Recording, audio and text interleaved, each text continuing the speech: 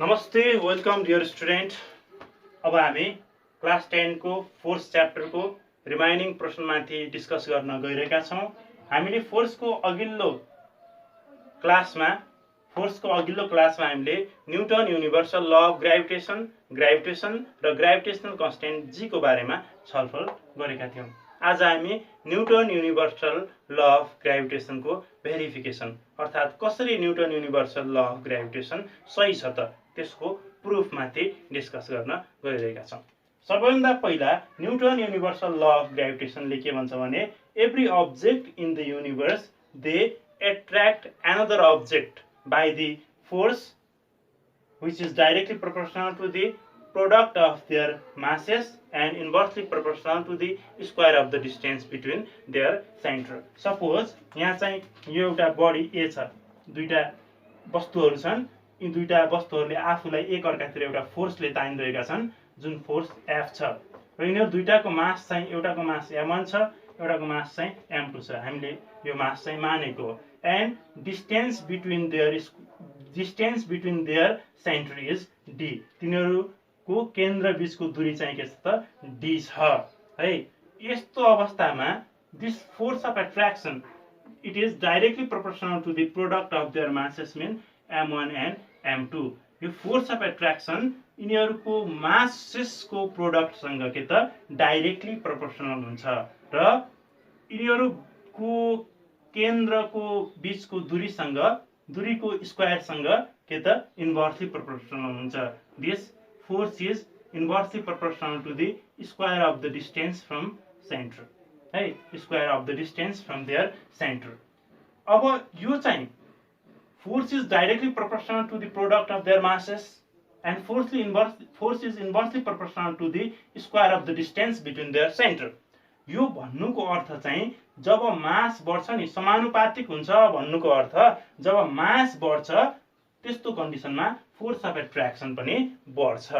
जब चाहिँ अब यो सेकेन्ड केसमा चाहिँ फोर्स उनीहरूको केन्द्रको दूरीको वर्गसँग इन्भर्सली proportional हुन्छ, inversely proportional to the square of the distance between their center भन्नुको अर्थ चाहिँ उनीहरू बीचको दूरी इन्क्रिज भयो भने फोर्स अफ एट्र्याक्सन के त डिक्रिज हुन्छ, इन्भर्स रिलेसन हुन्छ के यसमा चाहिँ यस्तो कन्डिसनमा इन्भर्स रिलेसनशिप हुन्छ। त्यो भन्नुको अर्थ दूरी चाहिँ बढ्यो भने फोर्स अफ एट्र्याक्सन घट्छ र दूरी चाहिँ घट्यो भने फोर्स अफ एट्र्याक्सन बढ्छ। यही कुरा न्युटन युनिभर्सल ल अफ ग्राभिटेसनले भन्छ। अब यसलाई कसरी प्रुभ गर्ने त, कसरी चाहिँ दूरी घट्यो भने फोर्स बढ्दो रहेछ कि रहेनछ र दूरी बढ्यो भने फोर्स घट्दो रहेछ कि रहेनछ र मास बढ्यो भने फोर्स बढ्छ कि बढ्दैन, त्यो कुरा चाहिँ हामी अब भेरिफाई गर्न गइरहेका छौं। म तपाईहरुलाई केसहरु गरेर देखाउँछु। Verification of newton universal law of gravitation गर्दैछौं है हामी। अब पहिलो केसमा फर्स्ट नम्बरमा we will change the mass of the object by keeping distance constant। We will change the mass of bodies by keeping distance constant। हामी पहिलो केसमा चाहिँ डिस्टेन्सलाई कन्स्टेन्ट राखेर मास अफ बडी के त चेन्ज गर्न गइरहेका छौं। मास अफ बडी चेन्ज गर्यो भने फोर्स अफ एट्र्याक्सनमा कसरी फरक पर्दो रहेछ त त्यो कुरा बुझ्नका लागि यो केसमा हामी डिस्टेन्सलाई के पनि चलाउँदैनौं है, डिस्टेन्सलाई हामी कन्स्टेन्ट राख्छौं, अचल राख्छौं र हामी यसमा चाहिँ मास अफ बडीलाई मात्रै चलाउँछौं। हामी पहिलो केसमा गर्छौं if the mass of one body is doubled by keeping distance constant। यदि एउटा बडीको मास मात्रै डबल गरियो, डिस्टेन्सलाई कन्स्टेन्ट गरेर एउटा डिस्टेन्सलाई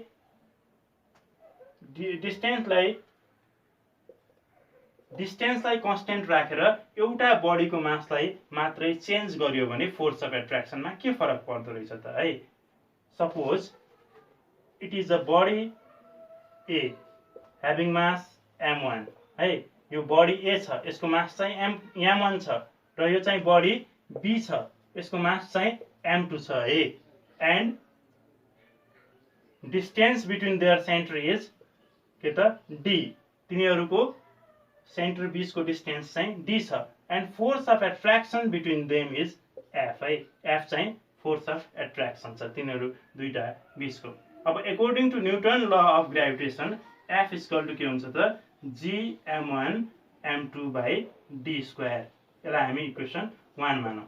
अब हामी यहाँ कन्डिसनमा के भनेका छौँ त the mass of one body is double, एउटा बडीको मासलाई हामी डबल गर्दैछौँ के त डिस्टेन्सलाई हामी केही पनि चलाउँदैनौँ है, डिस्टेन्सलाई चाहिँ हामी कन्स्टेन्ट राखिदिन्छौँ। अब हामी यो सेकेन्ड बडी अथवा बी को मासलाई 2 टाइम्स बनाइदिउँ, डबल गरिदिउँ, त्यो भनेको इन्टु 2 हो, यो भनेको m2 2m2 है। यसलाई हामीले के बनायौँ त डबल गरिदिउँ है, बढाइदिउँ, यसको अब मास कति भयो त 2m2 भयो। अब हामीले डबल गरेको कन्डिसनमा चाहिँ एउटा बडीको मासलाई डबल गरेको कन्डिसनमा ए को मास चाहिँ m1 भयो र बी को मास चाहिँ 2m2 भयो। हामीले बी को मासलाई चाहिँ डबल गरेको हो। अब f1 इक्वल टु, अब suppose force of attraction between them is f1, तिनीहरू बीचको फोर्स अफ एट्र्याक्सनलाई f1 मानौँ। f1 इक्वल टु के हुन्छ त gm1 र हामीले सेकेन्ड बडीको मासलाई कति 2 टाइम्स इन्क्रिज गरेका छौँ, त्यो भन्नुको अर्थ 2m2 बाई d स्क्वायर। अब यो 2 लाई हामी अगाडि ल्याइदिन्छौँ, f1 इक्वल टु 2, अब हामी यो बाँकी रहेकोलाई ब्राकेटमा राखिदिन्छौँ gm1 m2 by d square. यसलाई चाहिँ हामी इक्वेसन 2 मान्छौँ है। अब यसलाई इक्वेसन 2 मान्दाखेरि यो gm1 m2 by d square भनेको के हो त from equation 1 f equal to gm1 m2 by d square, f हो यो भनेको है, यो f को फर्मुला हो कि होइन हो। र अब यसको ठाउँमा हामीले यसलाई के त रिप्लेस गरेर यहाँ पनि राख्न सक्छौँ है। अब हामी यसको ठाउँमा यसलाई राख्छौँ है। अब यसको ठाउँमा यसलाई राख्दा के हुँदो रहेछ त f1 equal to 2f, force बढ्यो कि बढेन, बढ्यो है, डबल भयो फोर्स चाहिँ। अब हामीले कुनै पनि दुईटा अब्जेक्टको मासलाई, कुनै पनि दुईटा अब्जेक्ट मध्येको एउटाको मासलाई डबल गर्दाखेरि फोर्स अफ एट्र्याक्सन के हुँदो रहेछ त इनिशियल फोर्स अफ एट्र्याक्सन भन्दा डबल हुँदो रहेछ। Force of attraction is increase 2 times by from initial force of attraction है। इनिशियल फोर्स अफ एट्र्याक्सन भन्दा, इनिशियल फोर्स अफ एट्र्याक्सनबाट हामीले चाहिँ कुनै पनि एउटा बडीको मासलाई डबल गर्यौँ भने चाहिँ फोर्स अफ एट्र्याक्सन 2 टाइम हुँदो रहेछ। हामी यसरी यहाँ के भयो त फोर्स अफ एट्र्याक्सन मास बढाउँदाखेरि फोर्स अफ एट्र्याक्सन बढ्यो कि बढेन, र के भयो त Newton universal law of gravitation यो यसबाट भेरिफाई भयो। when we increase mass then force of attraction also increase। फेरि हामी एउटा अर्को कन्डिसन गर्छौँ,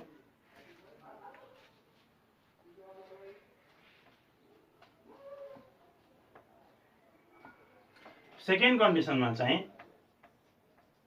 mass of both bodies is increased by 2 times by keeping distance constant है। अब यो केसमा चाहिँ डिस्टेन्सलाई हामी फेरि पनि केही पनि चलाउँदैनौँ, मास अफ बडीलाई के त 2 टाइम्सले इन्क्रिज गर्छौँ। Mass of both bodies is increase by 2 times by keeping distance constant. डिस्टेन्सलाई कन्स्टेन्ट राखेर हामी यसमा मास अफ बडीलाई 2 टाइम्सले इन्क्रिज गर्छौँ। हामीलाई थाहा छ यो बडी ए, यसको मास m1, यसको मास m2, तिनीहरूको सेन्टर बीचको दूरी d, अनि तिनीहरू F फोर्स अफ एट्र्याक्सनले एकअर्कालाई तानिरहेका छन्। यस्तो कन्डिसनमा F equal to G m1 m2 by d square, यसलाई फेरि इक्वेसन 1 मान्छौँ। अब हामीले के गरेका छौँ, के भनेका छौँ त यहाँ mass of both body is increased by 2 times by keeping distance constant है। हामीले दुईटै बडीको मासलाई 2 टाइमले इन्क्रिज गर्छौँ। यहाँ डिस्टेन्सलाई केही पनि नचलाइकन, यो डिस्टेन्सलाई हामी केही पनि चलाउँदैनौँ है। यहाँ चाहिँ अब 2 टाइम्स इन्क्रिज गर्दाखेरि m2 into 2, यसलाई 2 टाइम इन्क्रिज गर्यो, सरी m1 into 2 है, यहाँ m1 into 2, अनि यसपछि m2 into 2, यसलाई पनि 2 टाइम इन्क्रिज गर्यो। यो इक्वल टु के भयो त 2 m1 2 m2 भयो है। हामीले डबल गर्यौँ के, दुईटैको मासलाई डबल गर्यौँ। अघिल्लो केसमा हामीले एउटाको मासलाई मात्रै डबल गरेका थियौँ, अब चाहिँ हामीले दुईटैको मासलाई डबल गर्यौँ। यसो गर्दाखेरि f1 f2 मानौँ यसलाई है, f2 equal to g 2 m1 into 2 m2 double गरेका छौँ है मासलाई, त्यही भएर 2 m1 into 2 m2 भएको हो, डिभाइडेड बाई d स्क्वायर। अब हामी यसलाई र यसलाई मल्टिप्लाई गर्छौँ र अगाडि ल्याइदिन्छौँ। f2 इक्वल टु 2 into 2 4, अब हामी बाँकीलाई ब्राकेटमा राखिदिन्छौँ, g m1 m2 by d square, यसलाई हामी इक्वेसन 2 मान्छौँ र इक्वेसन 1 मा f equal to g m1 m2 by d square छ। अब यसलाई हामी यसरी रिप्लेस गरेर यहाँ चाहिँ f राख्छौँ यसको ठाउँमा है, फ्रम इक्वेसन 1।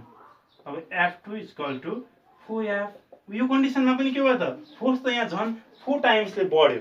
जब हामी दुईटै बडीको मासलाई डबल बनाउँछौँ है, if we increase mass of both bodies by 2 times, at that time force of attraction will be increase by 4 times from initial force है। यदि हामीले दुईटै बडीको मासलाई चाहिँ डबल बनायो भने है, दुईटै बडीको मासलाई 2 टाइमले इन्क्रिज गर्यो भने के हुँदो रहेछ त, फोर्स अफ एट्र्याक्सन 4 टाइम्सले इन्क्रिज हुँदो रहेछ इनिसियल फोर्सको कारणले गर्दा। अब यहाँ के भयो के कुरा प्रुफ भयो त, के कुरा प्रुफ भयो यहाँ, force of attraction is directly proportional to the product of masses of 2 bodies. Directly proportional भनेको यदि मास अफ बडी इन्क्रिज गर्यो भने फोर्स अफ एट्र्याक्सन पनि इन्क्रिज हुन्छ भन्ने कुरा भेरिफाइड भयो है। अब हामी सेकेन्ड केसमा चाहिँ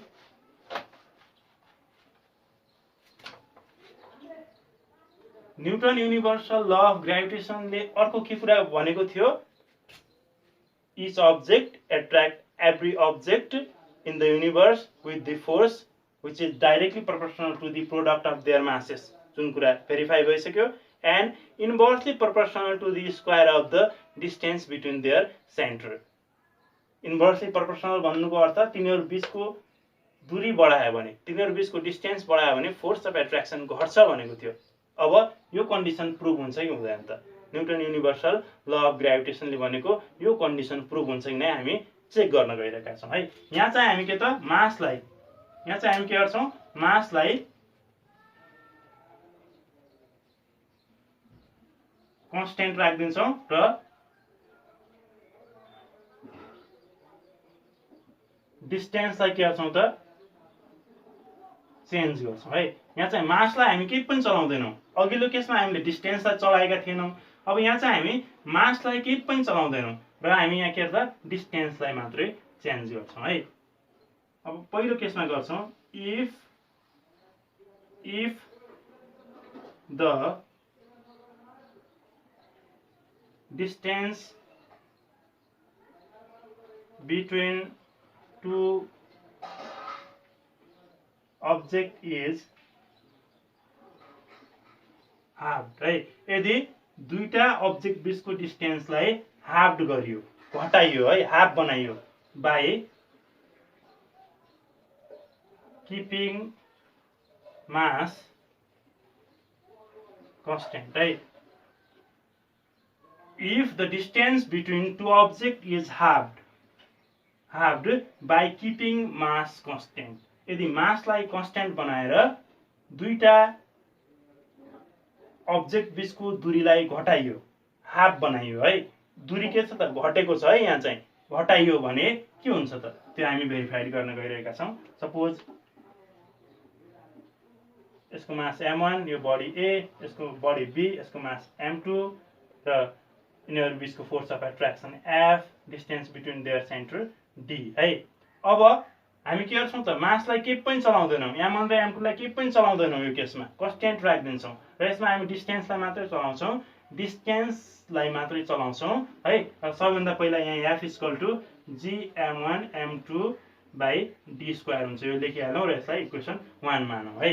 अब यिनीहरु बीचको डिस्टेन्सलाई हामीले हाफ गर्दिन्छौं। अब हामी यहाँ डिस्टेन्सलाई घटाउन गइरहेका छौं। यसमा हामी मासलाई मैले धेरै पटक भनिसके, यसमा चाहिँ हामी मासलाई कन्स्ट्यान्ट राख्छौं है। डिस्टेन्सलाई घटाउनु, हाफ बनाउनु भनेको के हो त d/2 गर्नु हो है। d by के गर्नु हो त 2 गर्नु हो। अब F3 मानौं यसलाई। F3 = gm1 m2 / d/2 square है। यहाँ चाहिँ हामीले डिस्टेन्सलाई हाफ गरेका छौं। यसो गर्दाखेरि यो d स्क्वायर हुन्छ, यो त 4 हुन्छ, यो रेसिप्रोकल भएर यता जान्छ है। त्यही भएर के हुन्छ त F3 = 4 gm1 m2, यो यता गएको हो, यो 4 भएर gm1 m2 / d square. It means F3 = 4F। अब के हुँदो रहेछ त यदि हामीले कुनै पनि दुईटा अब्जेक्ट बीचको डिस्टेन्सलाई हाफ बनायौं भने तिनीहरु बीचको फोर्स अफ एट्र्याक्सन 4 टाइम्सले इन्क्रिज हुँदो रहेछ। प्रुफ भएको भएन डिस्टेन्ससँग के भन्छ फोर्स अफ एट्र्याक्सनको इन्भर्स रिलेसन हुन्छ भनेर भनेको।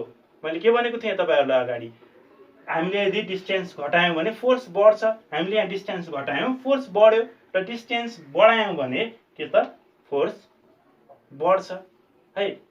अब हामी के गर्छौं त डिस्टेन्स बढाएर हेर्छौं है।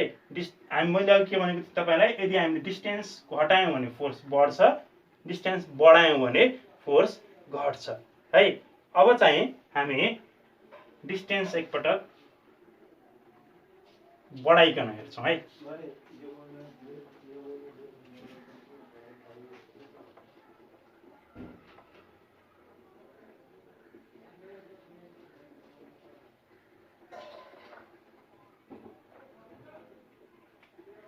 If the distance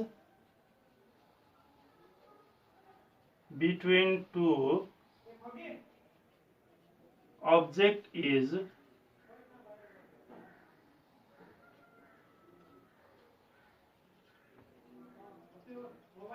increase by 2 times, यदि हामीले 2 times increase गर्यौं, अब डिस्टेन्स हामीले पहिलेको भन्दा 2 गुना बनायौं है। If the distance between two object is increased by 2 times by keeping mass constant, यहाँ चाहिँ के त हामीले मासलाई कन्स्ट्यान्ट राखेका छौं। If the distance between two object is increased by 2 times by keeping mass constant है। अब दुईटा बडी सपोज गरौं, यो A हुन्छ, यो B हुन्छ, यिनीहरु बीचको सेन्टर बीचको दूरी D हुन्छ र फोर्स अफ एट्र्याक्सन F हुन्छ, यसको मास m1 हुन्छ, यसको मास m2 हुन्छ। र यहाँ चाहिँ हामी मासलाई के पनि चलाउँदैनौं, फेरि हामी मासलाई के पनि चलाउँदैनौं, हामी D लाई मात्र चलाउँछौं है। यो केसमा हामीले के गरेका छौं है, सबभन्दा पहिला the distance between two object is increase by 2 times. Distance between two अब्जेक्टलाई हामीले पहिलेको भन्दा 2 गुना चाहिँ बढाएका छौं है। अब सबैभन्दा यो केस चाहिँ हामीले याद गरिराख्ने, र सबैभन्दा पहिले हामी के गरौं भने F = फोर्स यिनीहरु बीचको force of initial force of attraction के हुन्छ gm1 m2 / d स्क्वायर है। यिनीहरु बीचको इनिशियल फोर्स अफ एट्र्याक्सन हुन्छ gm1 m2 / d स्क्वायर। अब यसलाई इक्वेसन 1 मानौं। अब हामी चेन्ज गर्छौं है, यहाँ के गर्छौं त डिस्टेन्स चेन्ज गर्छौं। यिनीहरु बीचको दूरीलाई हामी 2 भाग बनाइदिन्छौं, त्यो भन्नुको अर्थ बढाइदिन्छौं। त्यो भन्नुको अर्थ 2d, 2 टाइम्स 2 * d भनेको के हो त 2d हो कि हैन, 2 टाइम्स इन्क्रिज गर्यौं। अब यहाँ चाहिँ अब F4 मानौं यसलाई। F4 = के हुन्छ त gm1 m2 by 2d² है। अब F4 is equal to gm1 m2 by 4d² है।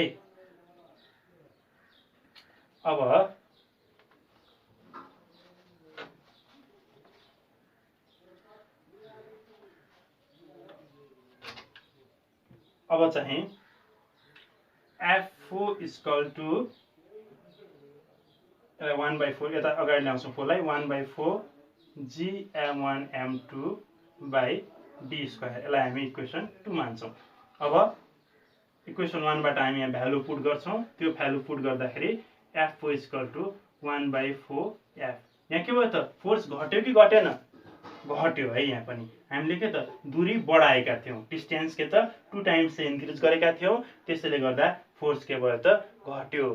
त्यसैले यदि हामीले डिस्टेन्सलाई डबल गर्यौं भने, दुईटा बडी बीचको डिस्टेन्सलाई डबल गर्यौं भने त्यो चाहिँ के त फोर्स अफ एट्र्याक्सन चाहिँ 1/4 पार्टले के त डिक्रिज हुँदो रहेछ यसको इनिशियल फोर्स भन्दा। ग्रेभिटेशनल फोर्स को स्पेशल फिचर्स के हो भने स्टुडेन्ट, ग्रेभिटेशनल फोर्स चाहिँ अर्थमा अथवा युनिभर्समा भएका कुनै पनि सासाना बडी बीचको एट्र्याक्सनमा नोटिसेबल हुँदैन, त्यसमा हामीले देख्न सक्दैनौं। It is not noticeable in the small objects in the universe, but in case of large object it is noticeable। म तपाईहरुलाई एउटा एक्जाम्पल दिएर चाहिँ यहाँ बुझाउन चाहन्छु। एउटा एक्जाम्पल, जस्तै तपाईको साथी हुनुहुन्छ र तपाई हुनुहुन्छ, you are standing nearby each other, between you distance is 1 m, तपाईहरु बीचको दूरी चाहिँ 1 मिटर छ है। यो कन्डिसनमा तपाईहरु भनेको अहिले दुईटा बडीज हो, तपाईहरुले एकलाई अर्कोतिर एट्र्याक्ट गरिराख्नु भएको हुन्छ, तर तपाई चाहिँ आफ्नो साथीतिर चक्किहाल्न आइहाल्नुहुन्न अथवा तपाईको साथी चाहिँ उता गएर चक्किहाल्नुहुन्न है। अब यो के को कारणले गर्दा हो त? Gravitational force is not noticeable in small object, extremely small object in the universe. It is noticeable only in case of large object। अब यसलाई गरी हेरौं, र तपाई उहाँको केजी, तपाईको साथीको मास चाहिँ 40 केजी छ र तपाईको मास पनि कति छ? 40 केजी छ है। यो m1 यो m2। F is equal to gm1 m2 by d²। अब यो भन्नुको अर्थ F is equal to 6.67 into 10 to the power minus 11, m1 mean 40 into 40 by d² mean 1 metre को स्क्वायर है। अब यो भनेको यसलाई क्याल्कुलेसन गर्दा यो भनेको कति हो त? यो भनेको 1.07 into 10 to the power -7 Newton हो। यो भनेको एकदमै थोरै अमाउन्टको फोर्स हो, जुन चाहिँ अर्थमा अथवा कुनै पनि युनिभर्समा, हाम्रो युनिभर्समा नोटिसेबल हुँदैन है। It is extremely less amount of force which is not noticeable. यो चाहिँ एकदमै थोरै भएकाले नोटिसेबल हुँदैन। अब हामी यसपछि ग्रेभिटीको बारेमा पढ्छौं।